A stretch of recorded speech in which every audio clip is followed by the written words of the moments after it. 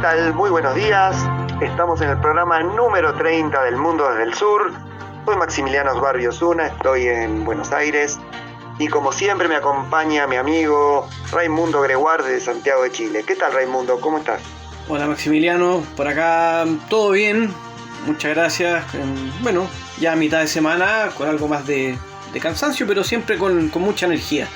¿Y cómo está todo por allá? Muy bien, todo bien, siguiendo los acontecimientos mundiales, las efemérides, la agenda, bueno, lo que solemos hacer siempre y que nos piden los oyentes que se suscriben a nuestro canal de YouTube del Mundo desde el Sur, que comentan y que nos hacen sugerencias y críticas. Sí, eso es muy bueno y hemos ido aumentando la cantidad de suscritos, de suscriptores, también de las vistas, así que les agradecemos y esperamos seguir haciendo estos programas para que sean de mucho interés. Exactamente. Bueno, yo comienzo con una efeméride muy triste en Argentina. Hoy se cumplen 30 años del atentado contra la Embajada de Israel en Buenos Aires, en la que hubo 29 muertos. No hay detenidos, no se sabe bien qué sucedió. Los informes difieren, algunos dicen que fue una camioneta bomba que hubo en la puerta, otros dicen que no hay evidencia de eso, que fue una explosión interna adentro de la embajada. Tanto investigadores de Israel como de Estados Unidos concluyen que el grupo político palestino Hezbollah está detrás de los atentados, algo que yo pongo bastante en duda, y la justicia argentina se divide en la opinión porque Hezbollah nunca actuó fuera de su territorio. Siempre su área de influencia fue Líbano e Israel, nunca, bueno, y en Siria también, pero nunca actuó fuera de esta área. Eso no significa que pueda actuar, pero yo creo que está dirigido a demonizar tanto a ese sector libanés como a su patrocinador Irán, ¿no? Sí, pero bueno, perdona, sí. pero siempre se mencionaba que Irán podía estar involucrado. ¿Qué tan real es eso? Lo que sí sabemos es que tanto el atentado contra la Embajada de Israel como con la Mutual Judía AMIA 2 años después, se han plantado evidencias para dirigir las acusaciones a Irán con pruebas falsas. Y también a actores internos implicados que tampoco tienen nada que ver. Se han plantado, por ejemplo, motores falsos de una falsa camioneta que explotó en la puerta de la AMIA. Eso está demostrado, que ha sido puesto para torcer la investigación. En definitiva, no se sabe quiénes son los responsables, ni cómo fueron ambos atentados, pero se intenta apuntar a Irán con o sin pruebas. Una cuestión geopolítica, ya desde los años 90, Estados Unidos e Israel demonizando a Irán, haya tenido o no relación con el atentado. Así que, sí, lamentablemente, no hay pruebas. Lamentable que hasta hoy no haya responsables, digamos, porque murió mucha gente y los atentados terroristas tienen que ser siempre rechazados. Claro, Israel afirma que en 2008 mató a los culpables que eran de Hezbollah, pero bueno, eso dice Israel. No sabemos realmente qué sucedió. Pero bueno, hoy quería conmemorar estos 30 años de este trágico ataque. Sí, un gran abrazo a la familia de todas estas personas que lamentablemente fallecieron. ¿Qué tema tenés vos? Mira, yo estuve viendo que la agenda electoral de esta semana y resulta que Timor-Leste va a celebrar sus elecciones presidenciales el 19 de marzo, es decir, el sábado. El querido Timor Oriental, la ex colonia portuguesa. Ex colonia portuguesa que se independizó en 1975, ¿no? Pero que rápidamente fue anexada o invadida por Indonesia y que finalmente se independizó tras un referéndum realizado en 1999 y me parece que el 2002 ya pasó a ser un estado independiente, ¿no? Exactamente, sí, está por cumplir 20 años, quizás sí, en mayo me parece, por lo que recuerdo, por ahí, mayo se cumplen 20 años de la independencia. Bueno, este pequeño país que está comparte una isla con Indonesia, hay que decirlo, hay que decir que es un país, es uno de los países más libres y democráticos del sudeste asiático. De hecho, según el índice Freedom in the World, Libertad en el Mundo, es declarado como un Estado libre, y según el índice de democracia de The Economist, es una democracia con fallas. Esta va a ser este va a ser el séptimo presidente eventualmente, y el séptimo periodo más bien, y hay que decir que el actual mandatario, Francisco Guterres, va por su segundo mandato. Él es un político de centro izquierda, ex guerrillero. También podemos agregar que habrá observadores de la Unión Europea y Estados Unidos en este proceso. Y por último, mencionar que el presidente es el jefe de Estado, y que el primer ministro es el jefe de gobierno, pero este último es nombrado por el presidente, que aunque tiene un poder ejecutivo limitado, sí puede vetar ciertos proyectos legislativos y, como mencioné recién, es el que toma la decisión finalmente de nombrar al primer ministro. Bien. Bueno, bien por Timor-Leste, Timor Oriental, que es un país diferente al de Indonesia, ha tenido una cultura portuguesa diferenciada de la colonización holandesa que tuvo Indonesia cuando en el siglo XVII se repartieron los mares orientales. Holanda y Portugal eran las dos potencias marítimas de ese momento. Así es. Bueno, yo tengo una noticia con respecto a la pandemia, al COVID-19. China y Corea tienen un rebrote del virus. Se han suspendido las clases tanto en Shanghái y se está barajando esa posibilidad en Hong Kong y Beijing, están en alerta. Corea del Sur también está en alerta. Las elecciones se llevaron a cabo la semana pasada con estrictas medidas de seguridad.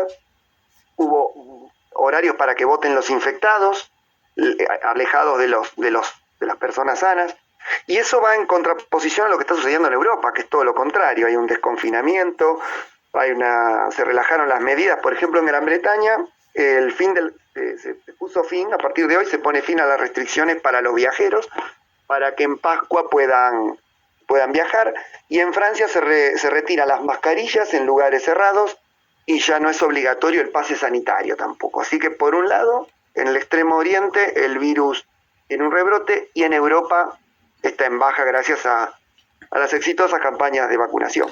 Sí, algo que es llamativo igual, porque en Europa todavía hay cifras bastante altas. O sea, estoy viendo que Francia el sábado tuvo 72.500 casos nuevos aproximadamente, lo cual igual es bastante, y el Reino Unido también tuvo una importante cantidad de infectados. Uno ya no sabe realmente digamos, lo que está pasando finalmente con este virus, y por eso que además va atacando en forma muy aleatoria. Mientras en Europa pasaron de tener, en Francia mismo, yo digo que hay muchos casos, pero hace algunas semanas atrás tenían 500.000 casos, llegaron a tener, o 400.000 casos al día. Y claro, por ejemplo, Corea del Sur está ya casi en 400.000 casos al día.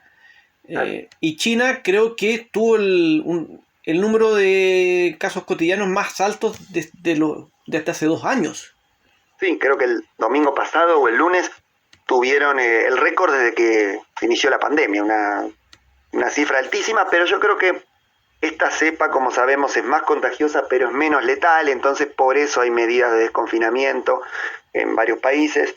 Y la vacunación ayuda, yo creo que tiene que ver con eso, porque si tomamos las cifras duras, habría que preocuparse, pero al bajar la letalidad, se relajan las medidas. Sí, yo creo que pasa por ahí y por la necesidad de, que funcione la economía, porque mucha gente ha caído en la pobreza, mucha gente ha perdido su fuente laboral, y no queda más que reactivar la economía, y como están las vacunas, yo creo que esa unión permite que, como lo dijeron en su momento, que íbamos a tener que aprender a convivir con el virus, que hay que mencionarlo, ha llegado fuerte a todas estas islas del Pacífico que se habían escapado de esta pandemia.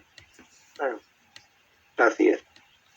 Mira, yo ya para ir terminando esta sección, quiero también hablar de algo que no tiene que ver con el COVID ni con pandemias, pero sí con fenómenos que afectan a las personas, fenómenos que van más allá de lo político. Según un instituto, el IEP, anunció que para el 2050 podría haber 1.200 millones de personas que caerían bajo el rótulo de refugiados climáticos. 1.200 millones. Exactamente, 1.200 millones. Este es un informe que ha hecho el Instituto para la Economía y la Paz, IEP, ¿ya? Y establece que, claro, que, por ejemplo, desde el 2008, 21,5 millones de personas se han desplazado por eventos climáticos, principalmente inundaciones, tormentas, grandes incendios y temperaturas extremas. Lo que ocurre, según este centro de estudios, es que el cambio climático, los desastres naturales van a seguir aumentando de manera tal que la cantidad de personas que se te van a tener que desplazar y que se van a convertir en refugiados climáticos va a aumentar en forma impresionante y en un gran número, llegando a los 1.200 millones en el 2050. Por ejemplo, mencionan que en los últimos 30 años las personas que viven en zonas costeras con un alto riesgo debido al alza del mar, del nivel del mar, subieron de 160 a 260 millones. Además, explican que no solo lo del cambio climático y estos fenómenos extremos, sino que además estos van unidos a otras cosas, como por ejemplo, estos cambios y los fenómenos climáticos extremos generan nuevos o profundizan conflictos ya existentes, aumentan el nivel de pobreza. Por lo tanto, todo esto lleva a que finalmente aumente el nivel del mar, del aguas del mar, haya fenómenos extremos muy, muy fuertes, se dañe el ecosistema, los ecosistemas del mundo, y todo esto se traduce finalmente en que se afecta la seguridad de las personas y lo principal, la actividad cotidiana que permite que la gente tenga para comer, para dormir y para tomar agua, me refiero a la plata. Claro, además eso exacerba los conflictos sociales, la inestabilidad política, ¿no? Me imagino. Exactamente, como este informe lo apunta muy bien, o sea que esto va ligado, entonces hay COVID, ¿no es cierto? Y se une a los conflictos que ya existen, también al cambio climático, entonces lo hemos hablado en algún programa, por ejemplo, el ejemplo clásico de estos poblaciones nómadas, ¿ah? Que muchas veces son pastores, por ejemplo, que se van desplazando a otras zonas en busca del agua y se encuentran, por ejemplo, con agricultores. Y ahí se generan muchas disputas que llegan a ser violentas. Sí, son conflictos históricos. Así es, así que bueno, ojalá que no se siga grabando. Sí, no, esperemos que se tomen las medidas necesarias para las cuales ya se comprometieron varios países, ¿no? Exactamente. Bien, bueno, si te parece, concluimos esta sección y comenzamos con los análisis. ¿Querés adelantarnos de qué se va a tratar tu primer análisis? Sí, vamos a hablar sobre un informe de islamofobia en Europa. Muy interesante, para debatir y para charlar. Sí, bueno, después de la pausa, en unos segundos, estamos con ese informe. Perfecto.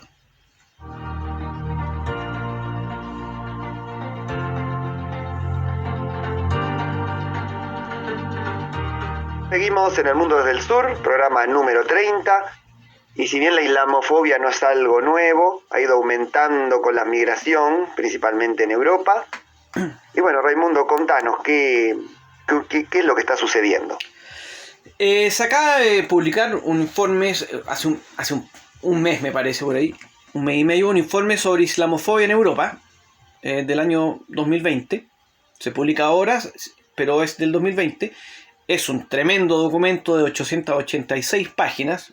Yo voy a decir la verdad. ¿Lo leíste todo? No puedo creer. No, voy a decir la verdad. Yo no lo leí entero. Claro. He leído unas partes y algunos resúmenes. Ya. Muy bien. Es un documento coeditado por Enes Bayrakli de la Universidad Turco-Alemana de Estambul y por Farid Hafez de la Universidad de Georgetown.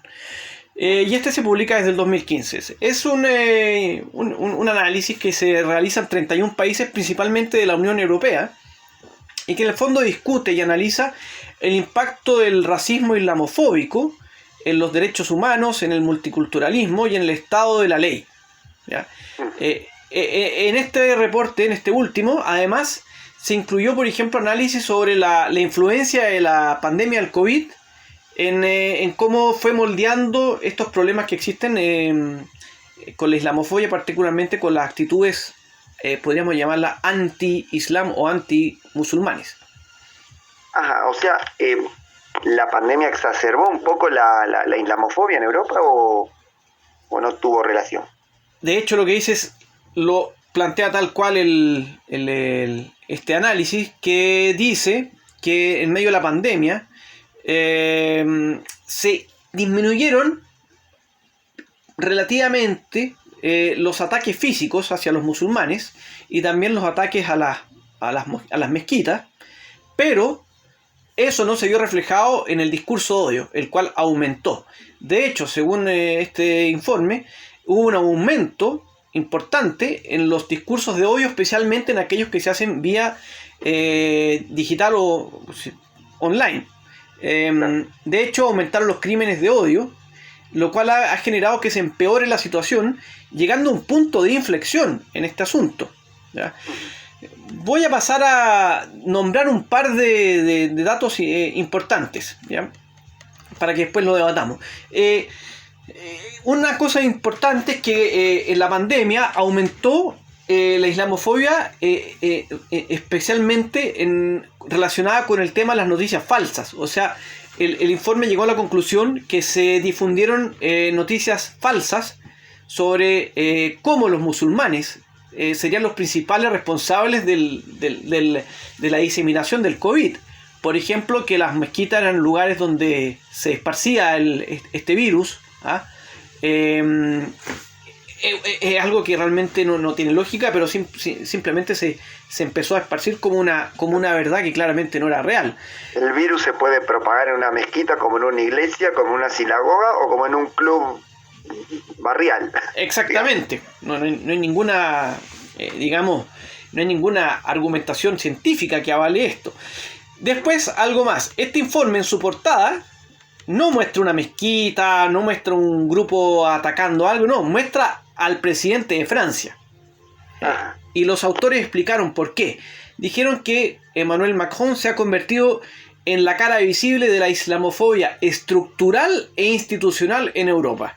Qué raro, ¿no? Yo hubiese optado por, si me hubiesen preguntado, habría dicho que Marine Le Pen o sectores de ultraderecha, no el presidente Macron. Lo ponen a él porque él es el presidente, justamente. Porque es lo que ellos dicen, que Francia es uno de los países donde más se discrimina a los musulmanes y al Islam a través de prácticas islamófobas que vienen a nivel estatal. Sí, esto viene de hace rato. ¿Te acordás que en el gobierno de Sarkozy también hubo una creciente islamofobia, que la comunidad argelina salió a quemar autos y Sarkozy los acusó, bueno, de ser unos bárbaros, unos musulmanes incivilizados? Sí, y con Macron esto ha aumentado, ha empeorado. Por ejemplo, Francia cerró, durante los últimos 2 años solamente, cerró 17 mezquitas por violar algo que no está establecido muy claro, leyes de seguridad, o por no tener las necesarias medidas de seguridad. Además, 89 mezquitas están en observación. El gobierno de Francia también cerró, por ejemplo, el colectivo contra la islamofobia en Francia. El documento señala que ha habido un número creciente, que crece cada vez más, de redadas policiales, amenazas de evicción, como dije, la clausura de escuelas, las madrazas, y también de mezquitas, y como recién mencioné, incluso la disolución de ONGs humanitarias. Por lo tanto, dicen que la situación acá afecta a las libertades fundamentales de la comunidad musulmana. Claro, cuando se habla de seguridad europea, digamos, no islámica, como que pueden preparar algún ataque, ¿por ese lado viene? ¿O seguridad edilicia? No. Dice seguridad en general. Y yo me imagino que es... lo interpreto que viola de la convivencia, lo cual incluye desde delitos hasta otro tipo de actividades. Claro. Y muchas veces delitos comunes se los relaciona o se los agrava como si fuesen actos terroristas, claro, y ahí es donde está la islamofobia operando. Se les suele asociar a los grupos terroristas, principalmente, claro. Esa es la verdad. Quería decir que también en Alemania hay cifras preocupantes. En Alemania, por ejemplo, durante el 2020 hubo 901 crímenes islamofóbicos. En 146 de estos delitos se atacaron mezquitas y en 48 de ellos se atacaron personas. Además, los grupos sociales anti-islam y anti-musulmanes se mantuvieron al alza a pesar de las medidas sanitarias por el COVID. Y también el informe señala que diversos otros estados de Europa han tenido incidentes islamofóbicos y uno de los principales problemas es que a los delitos, agresiones y a los ataques islamofóbicos no se les categoriza aparte, ¿ya? Sino que se incluyen todo esto en una misma categoría, que es la de delitos de odio. Entonces, en todos los delitos de odio aparecen los delitos islamofóbicos, pero no se sabe exactamente el porcentaje que representan los delitos islamofóbicos respecto al total. Claro, sí, entiendo. En Alemania, bueno, la comunidad más importante, me imagino, ¿no? De personas que practican la religión islámica son de Turquía y Siria. Bueno, la relación con Turquía es histórica, también están los sirios, que son muchos también, muchos refugiados. Hace poco. Que han llegado hace poco, y claro, después aparecen otros que son de inmigraciones recientes, en algunos casos inmigraciones más lejanas, pero claro, la mayoría de los musulmanes en Europa en Alemania son o turcos o alemanes de origen turco. Claro. Bueno, el informe es bastante completo y ahí la gente lo podrá leer. Búsquenlo con Islamofobia en Europa 2020 y podrán ver todas las tendencias y las cifras. No viene al caso extenderse, pero lo que quiero mencionar es que claramente en Europa hay un problema con la islamofobia, así como hay grupos de inmigrantes o refugiados musulmanes o de ciudadanos europeos que ya son segunda o tercera generación que no logran integrarse del todo y que insisten en ciertas conductas que ya no pueden realizar en Europa. También está esta islamofobia y este rechazo al Islam, lo cual hemos visto a propósito del conflicto de Rusia-Ucrania, cómo se le han abierto las puertas con alfombra roja a los refugiados ucranianos, que me parece súper bien, pero no se ha hecho lo mismo, por ejemplo, con los afganos y con los sirios.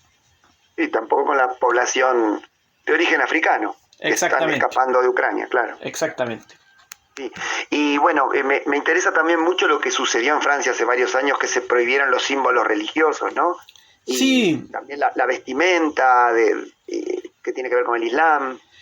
Exactamente, como se dice en el informe, acá están afectando las libertades fundamentales, libertades individuales. O sea, yo me parece que una persona es libre de usar un crucifijo o de usar un símbolo religioso de la religión que sea. Me parece que las mujeres son libres de usar un velo y son libres de no usarlo.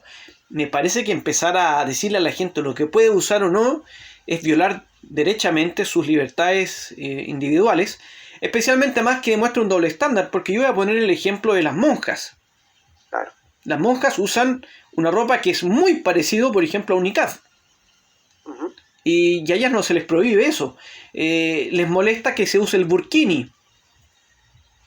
Claro. Entonces, a mí no me molesta que una mujer use un bikini en la playa, tampoco me molesta que una mujer use qué sé yo, un burkini o una ropa que le cubra todo el cuerpo. Es una decisión personal.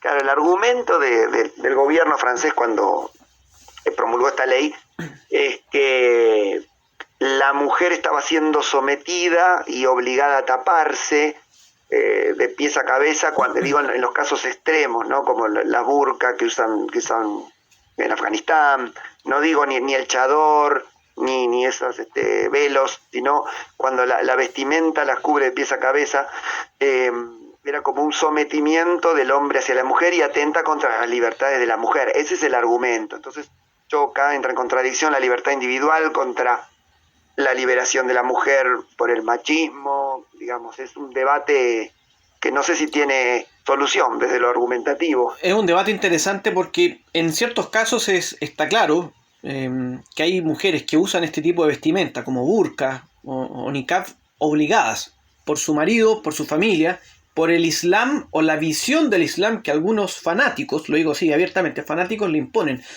Pero también podríamos decir que en Occidente muchas mujeres usan en la televisión, por ejemplo, ropa ajustada o minifalda, obligadas por el sistema de los medios, que es explotar el cuerpo femenino para agarrar más visitas, más likes o más movimiento a las páginas web. Entonces también podríamos debatir eso.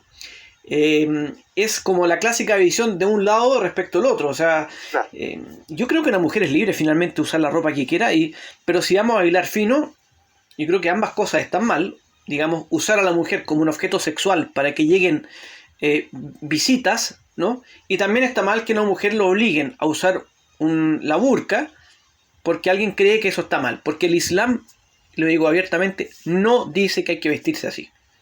Exactamente, sí, hay un video, en realidad es una foto que ha circulado por las redes en las cuales se veía un partido de vóley, creo que de beach volley, entre la selección femenina de Irán y la de Alemania, en las que se ve las iraníes cubiertas jugando al vóley playero y a las alemanas prácticamente con un mini short muy chico. Entonces se ve esa contradicción que choca, que llama la atención y creo que coincido con lo que decís. En ambos casos son imposiciones, en un caso de los medios, pero en este caso imposiciones sociales de cómo debe vestir la mujer, y eso atenta contra las libertades tanto de la mujer como las libertades individuales, ¿no? De hecho, lo del beach volley, qué bueno que lo mencionas, creo que fue beach volley, pero también en el handball de playa hubo grupos de mujeres que reclamaron por esta obligatoriedad de usar bikini, que como tú dices, además les imponen un bikini muy chico. Dijeron, nos están obligando a usar esta ropa. Yo quiero usar... hubo el caso de un torneo en que no me acuerdo cuál selección de handball playero la excluyeron porque simplemente dijeron, queremos usar un short, ¿no? Claro. Y no un bikini. Y por reglamento tenían que usar ese bikini.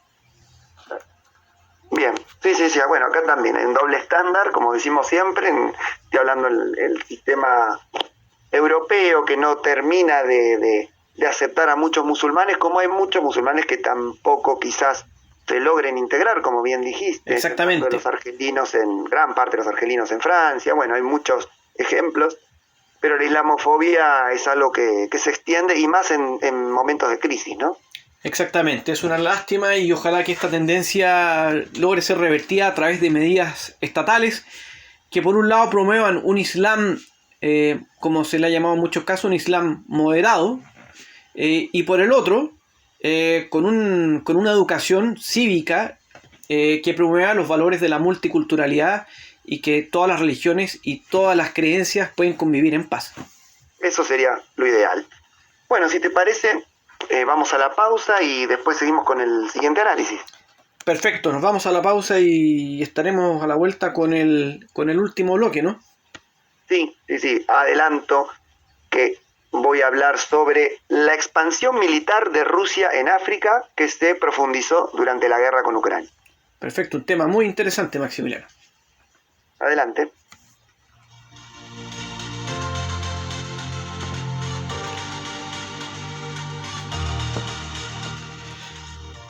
Estamos de regreso ya con el tercer y último bloque. Pasa volando el tiempo, no nos damos cuenta y ya estamos en la parte final. Maximiliano, nos vas a hablar de Rusia y su influencia en África, ¿no? Sí, me voy a centrar en la parte militar exclusivamente, cómo se ha expandido Rusia en África en los últimos años, pero principalmente desde que comenzó la guerra contra Ucrania. Hace unos días, el gobierno de Sudán informó que aceptó la propuesta rusa de instalar una base en las costas del Mar Rojo que almacene buques de propulsión nuclear,